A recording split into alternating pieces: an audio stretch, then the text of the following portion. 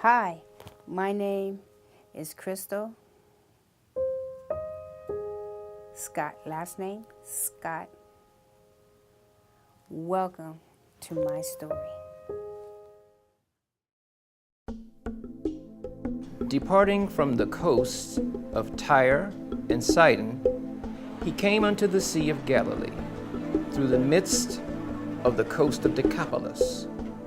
And they bring unto him one that was deaf, and had an impediment in his speech. And they beseech him to put his hand upon him.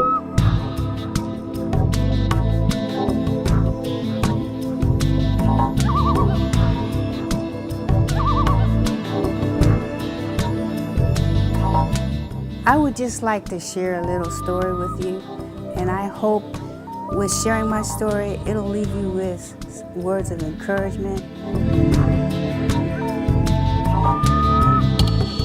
And looking up to heaven, he sighed, and saith unto him, Ephphatha, that is, be opened.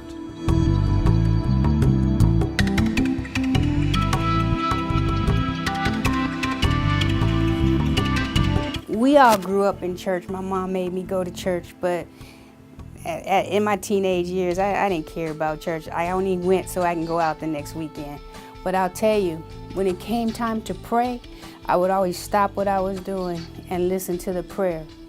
And then carry on like all the other teenagers do, sit in the back of the church, chew gum, eat candy, talk, whatever. But it wasn't until I graduated from high school, moved out and got on my own that I realized the value of the Word of God. Crystal is a friend I've known since around 97, and my wife and I happen to be the godparents of her daughter, Lexis. Crystal, I don't remember a lot of how I met her, but I do remember why I met her in my mind. My connection with Crystal, we met over 20 years ago through a mutual friend. I'm a part of the Crystal Scott story from the interpreter perspective. You see, and now as an adult, you know, in my profession as a paramedic, to me, I was working the best job one could ever want. I was living large, doing what I want to do. It was the best. I mean, to me, I was living my ultimate dream, but I wasn't in church. However, life for me was just normal, you know, parties, going out, doing what you do. Until one day, I was going to work and got up, normal day like any other day, going to the fire station, getting ready to start my shift. All was well, but I just really wasn't feeling up to par. And I don't know if it was because the night before or it was just because I was just tired. As the day went on, I just was tired and fatigued and drained, and it was just rough going through that shift. And I was running a low-grade fever, and, you know, paramedics, firefighters, you know, people in the medical field, you hit the ER, you doctor on yourself, get a little Tylenol, get a little orange juice, and you keep on going. So in between all my 911 calls, I would try to get some sleep any way I could. 911, what's your emergency? A call back for 862 Central. Negative K, nothing further, just see the cabbie on the corner. But it was about wee hours in the morning, maybe around 3 a.m., 2, 3 a.m. We got a 911 call for a child with febrile seizures. That's when a child's fever is too high and they have seizures because of it. So anyway, we go, we take care of the baby. I took care of the baby like you take care of any other baby. You know, you work on them, you hold them, you hug them. We dropped the baby off at the hospital, and not just because I had the baby, but you know, most of the time when you come down with stuff, it usually hits you at 2, 3 in the morning. Well, it really hit me after that call. I was really just body aches, pain, headache, I felt like I've been hit by a truck. Make a long story short, got some Tylenol, got some orange juice, got back to the station, laid back down, went to sleep.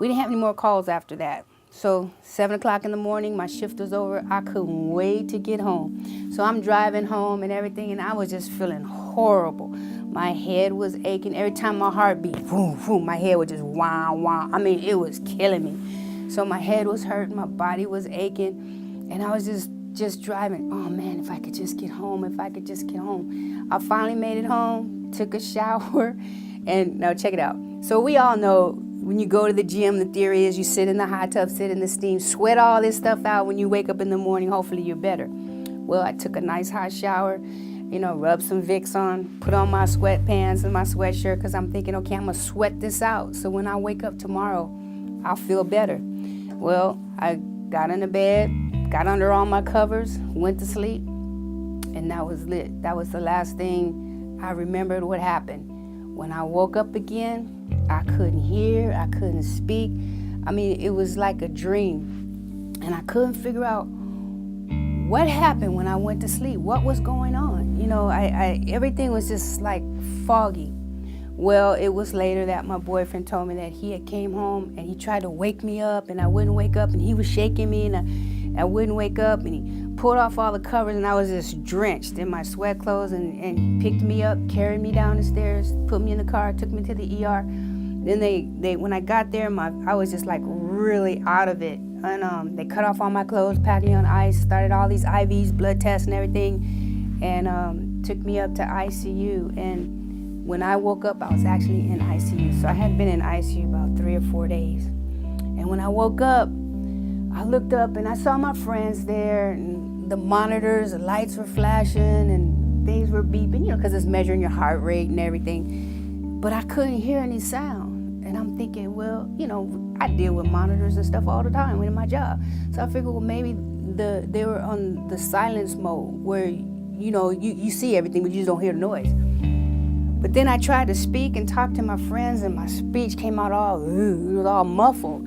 And I kept trying I can hear inside. It was like I heard all this noise in my head, but like now when talking to you, the sound goes out and you hear it in your ears. I couldn't hear it like that. And it was really kind of freaking me out. And so I started crying. Then everybody knew that, oh man, she must be serious. At first they thought I was joking because, as paramedics and firefighters and stuff, we always playing practical jokes on each other at the station. So they were thinking, oh, she's just playing around. But when I started crying, they realized that, oh, something's wrong. So they went and got the nurses and the doctors and stuff that were on duty, and they started running tests, and then I was a pincushion all over again. And anyway, to make a long story short, they found that they asked me where I was last, what was the last patient I picked up, and what was going on, how I was feeling that day. And so I explained everything that during the day, same thing I just told you. I woke up not feeling up to par, but not really feeling sick. But as the shift went on, I started really feeling bad. And I ran cases from gunshots to traffic accidents to people having heart attacks. I mean, the whole gamut.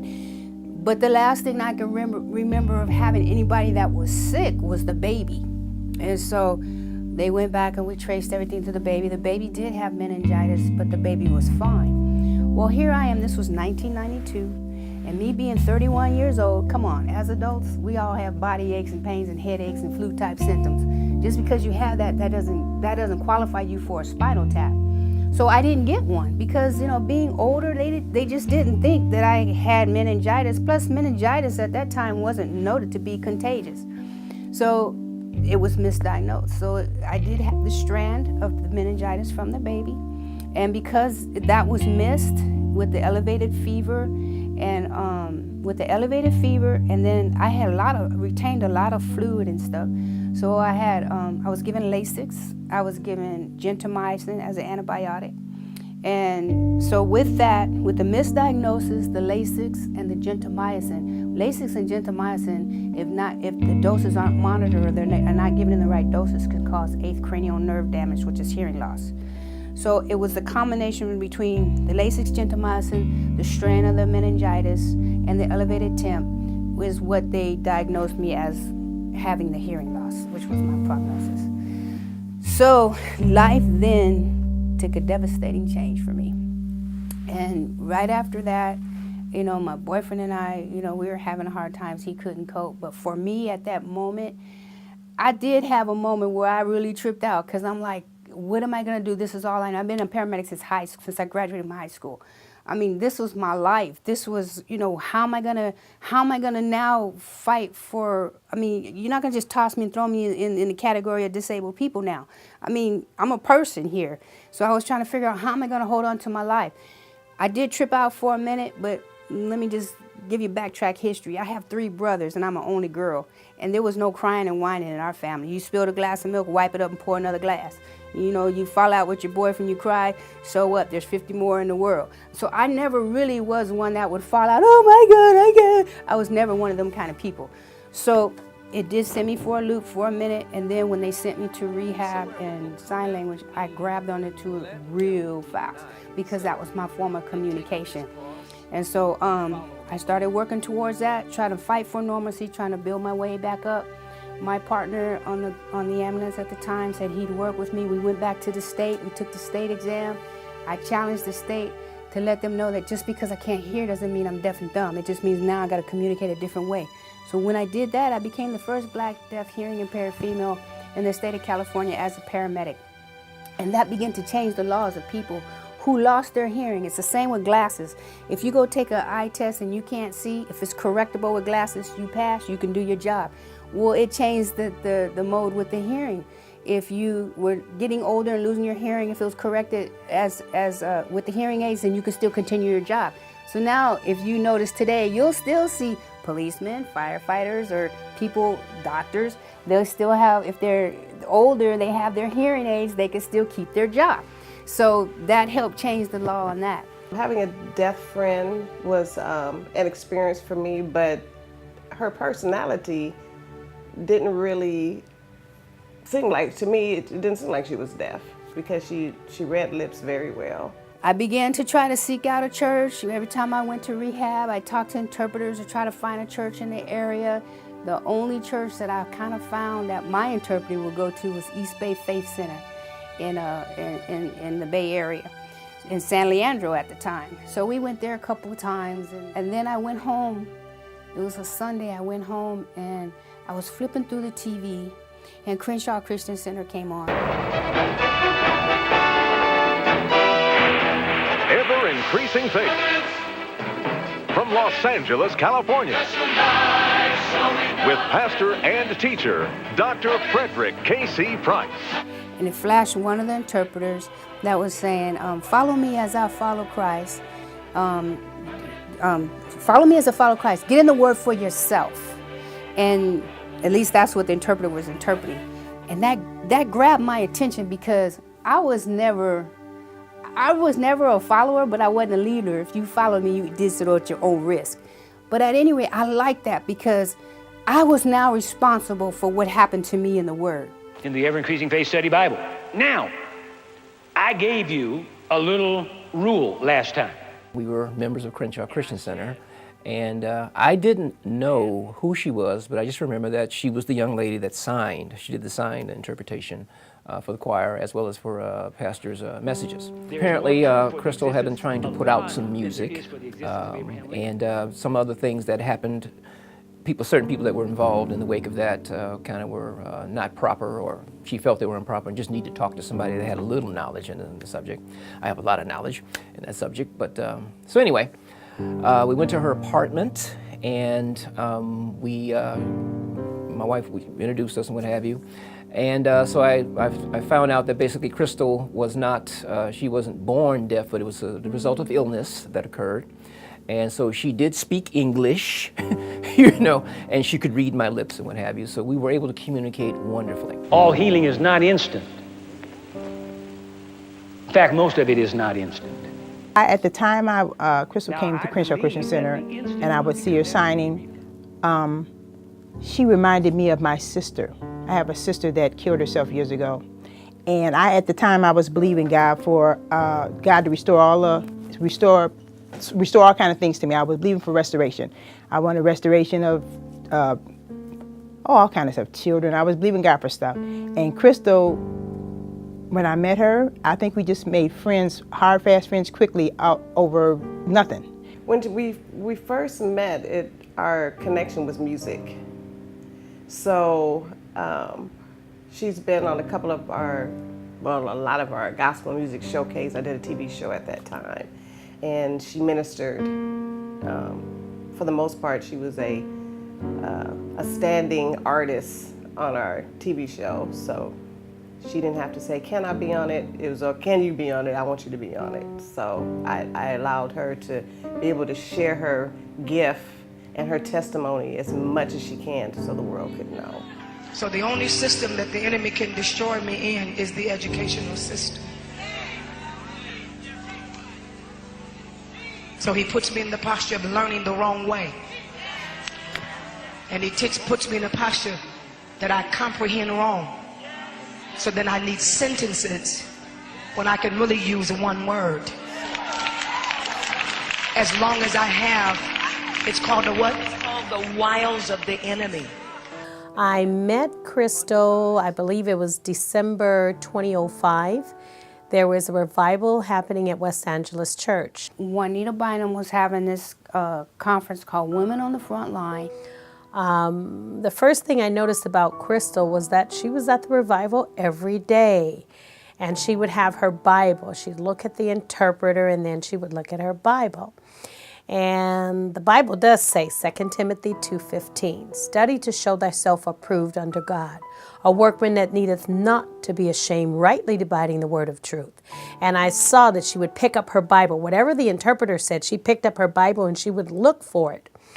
It happened at the time, though, that there were a lot of people there at the revival. And she was in the second row, so she had difficulty seeing the interpreter. So I go to West Angeles and I'm sitting there and they always put the deaf people in the front row.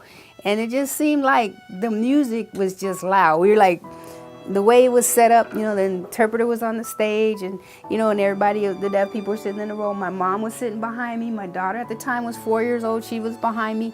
And so the first couple of days, it was just kind of distracting because I had to look over everybody's head trying to see the interpreter. And I just couldn't get a good view. And sometimes, you know, some things that, like some stuff would flash on the screen and I'd see some stuff and then I'd see the interpreter and it was a disconnect. It was like, I don't know, either a delay in the translation or she was missing it. In the meantime, there was another interpreter that was sitting there and she came and sat on the floor by me.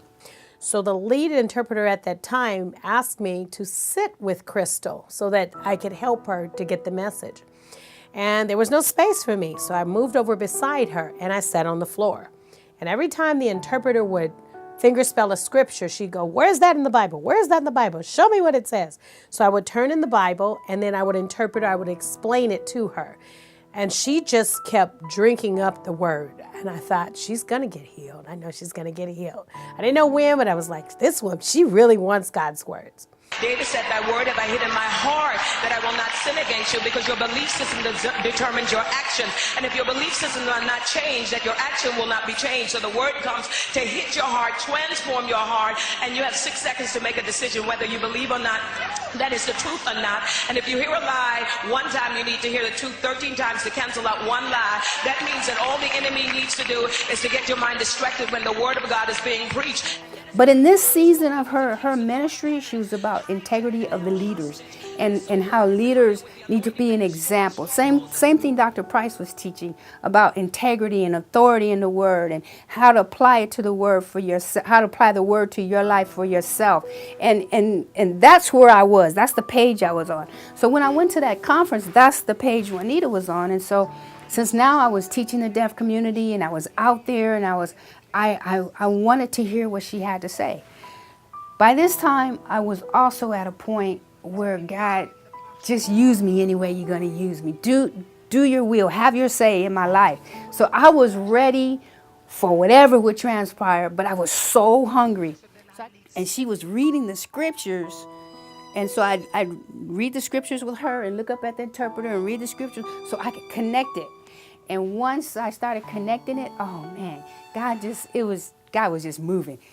So by this time, in this particular point in time in the service, Juanita says, I'm going to go put on my robe and come back and pray for people only who God has led for me to pray or tells me to pray for. So, you know, I kind of looked back at my mom and, you know, anyway, praise and worship started going, and I was kind of like, okay, God, I just want to get in my zone and just me and you. I came here to get in my zone with me and you. So I started praising, praise worship went on. I started getting in my zone. I was just praising and I was just like, it was just cool, it was just sweet. And then all of a sudden, the music seemed loud. So I took my hearing aids and I turned them down. And so then I was kind of getting in my little zone, and I'm not loud and wild and crazy. I don't fall out on the floor and I don't shout. I'm just real cool, mild. I just like to get in my own zone. So I was getting in my zone and I was praising him and everything, and all of a sudden the music got loud again. And I was kind of like, dang, you know what? You know, this is crazy. I'm on disability, so I put up my last little money to come here, and I'm watching Juanita touch everybody. They falling out on the floor. Everybody's getting their little praise on. I couldn't get mine on, and I was just fussing the guy. Now, wait. Hold up a second. How many times do we go through trials and tribulations and we're asking God, God help us, God do this, and we're fussing the whole entire time, and God's trying to get you to sit still, relax, and let him heal you? Well, that was kind of like my scenario. So I'm fussing and carrying on, and so I took my hearing aids and I took them off and I was holding them in my hands. And so I'm sitting there and I was like, oh, this is cool, because now the sound was, but it was good enough to where I can get in my zone. So I'm in my zone and I'm just praising God. It's me, God, and all heaven and earth. I mean, heaven up there while I'm on earth. And I was just like praising him and everything. And then all of a sudden, the music was annoyingly loud. And I got ready to start fussing. And I realized I had my hearing aids in my hands. And I did like this to the interpreter. And tears just started running down my face. I told the interpreter next to me, I said, I don't need you to sign for me anymore because I can hear. Excuse me, hold up. And so then I watched the interpreter go. Juanita at this time was on the stage with the band members. I watched her go get them. But before she can come to me, there was some ushers that tried to pick me up to take me to her. And next thing I knew, I was out on the floor. And I went, oh. My mouth was open, and then I screamed. And then I don't know what else happened, and then she hit the floor. Now, I ain't one to fall on nobody's floor. Not to be rude, I'm not one to fall on nobody's floor, but when I opened my eyes, all I saw was lights. And I was like, oh man, I like fell on the floor, but it was like cool, but it was like, it's like this, it was a strange feeling. It was just kind of like warm, and it was an interesting feeling. But when I was out, I didn't see no great lights. I didn't see Jesus coming out of the heavens. I didn't see none of that. It was just straight up peaceful. But it wasn't until I laid there to actually see what I could hear. And I just remember looking up at the ceiling and just trying to hear everything around me and just see what was going on from what I can hear spiritually. And then when I got up, my mom, she's cute. She's like, Juanita came and walked all by you and didn't even just looked at you and kept going. And so my mom didn't understand it. But it took me a week to figure it out later that, first of all, she said, I'm only going to lay hands on those who God told me to. So that obviously that wasn't for her. So, but the thing of that really was, since I lost my hearing in 1992 to that day in December 2005, people have been laying hands on me and praying for me all over the place. That's why I am very selective as to who lays hands on the kid. But see, it wasn't until I had that intimate relationship with Christ. It wasn't until, that's why it took me 13 years to get healed. I had to grow and develop and change. God had to do a work in me. And when he did that work in me, and I said, okay, God, I let go and I'm ready for you to use me, whatever you want to use me for. No disrespect to Dr. Price, or no disrespect to Juanita Bynum, and no disrespect to anybody who laid hands on me. God did that for me to know who he was, for me to know that I am your author and finisher of your faith. I am your source. I am your provider. I love you. I created you in the image and likeness of who I am, and that he will never leave me or forsake me, and that what he did for me was for my relationship solidarity with him.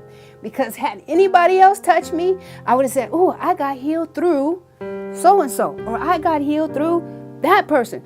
So no disrespect to them, nor am I using Juanita Bynum or Dr. Price to promote the healing that God did. This was what God did, for God to get the glory out of it. I thank God for the foundational teaching that Dr. Price gave me. I thank God for her obedience, for that message that she taught on that day. And then I thank God for Ivy and Bridget Hilliard for teaching me how to maximize what I learned to even take it to the next level. But had it not been for those type of teachings for me, because of my personality, I needed that. The responsibility teaching. I needed that teaching that you're held accountable for what you do, because when it's all said and done, what Jesus did for us, he said, choose ye this day who you will serve, which means the responsibility comes back on the believer. And so that was the teaching that I needed for myself. And that's what helped me develop and grow into the relationship that I needed to be in, for me to set myself in position for God to heal me. Sometimes a person that is deaf can become hearing for a short amount of time, but when they start to question God or have doubt, they can lose their hearing again. I saw it happen in a young man. So when I saw Crystal, I was really surprised. I screamed again because I said, you kept your hearing. You can still hear. There are so many of us, not just being deaf and becoming hearing, but we might have sciatica, and then we go, God healed me, and then in 2 weeks we're back on our cane because we relapse into that condition. We've lost our faith. She didn't lose her faith. So her healing is still with her today. And so when I see Crystal, I'm really excited for her, and I just admire her because she's a part of both worlds.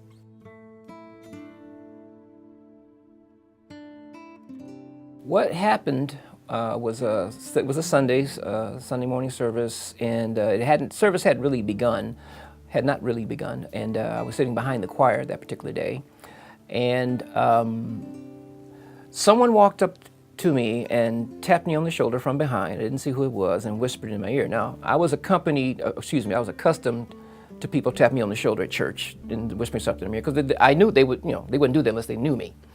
And so I wasn't alarmed by somebody touching me. But I heard a voice say, I can hear. And it took a minute of processing what was said. And then I turned around and I saw her scurrying off, and she was smiling. And I'm like, now for me, it was like, all right then, because we expected to hear a good report at some point about healing. We were in an environment that taught what they call the word of faith, and we knew Jesus was the healer. And so the manifestation occurred. So we're happy. It was amazing to actually see a miracle from God. When I found that she could hear, I could have started screaming, and that's all. I mean, because it was I was in agreement with her for her healing, and I had watched this a scenario. My husband, I watched her go through a lot of different processes in her life, and even standing up with for her baby being dedicated, us being godparents, and I saw the way people around her were treating her, and even to the extent that people that jumped up to get, when she got the baby dedicated, with people jumping up there like they been her friend all along, and I was always like amazed at the contradictions that went on around her. So God wants you well to such an extent that he's provided at least 7 ways that I know of, and I don't know everything. Smart as I am, I don't know everything, but I know I can put my hand on 7 different methods by which you can receive healing. That's how much God wants you well. God is real. Don't give up.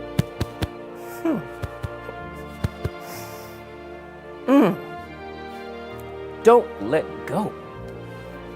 If you believe Jesus is the healer, don't let go, because you let go of the healing. She hung on to it. I love her. She's my friend.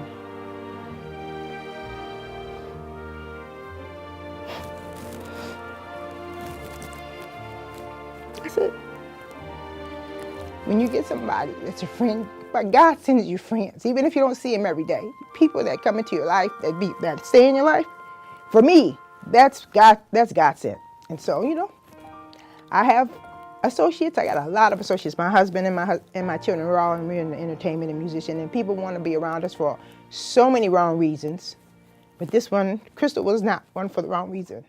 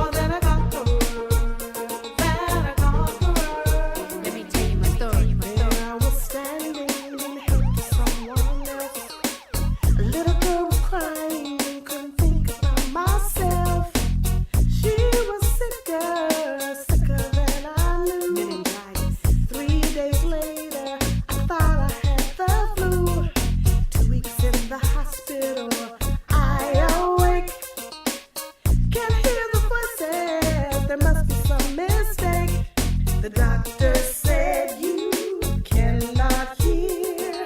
I almost tripped out. God said, do not fear, for I'm more than a conqueror, more than a conqueror. I'm more than a conqueror. That's who I am. I'm more than a conqueror, more than a conqueror. I'm more than a conqueror. That's who I am. Now I'm still standing with God's power and His might. For we Still walk being a by blessing, faith, not faith by and not by sight. sight. God saw fit to save me, to do the same for you. This is my testimony. I know you have one too. His word will never come back void. No mistakes. Whose report will you believe? Whose side will you take? No matter what may come my way, in Him I trust, in Him I'll stay. For I'm more, yeah, more than a conqueror, more than a conqueror. I'm more than a conqueror. That's who I am. More than a conqueror, more than a conqueror. I'm more than a conqueror. That's who I am. More than a conqueror. The righteousness of Christ, transformed by His power and filled with His light. I'm more than a conqueror. The righteousness of Christ, transformed by His power, His glory and His might. Yes, I'm more than a conqueror, more than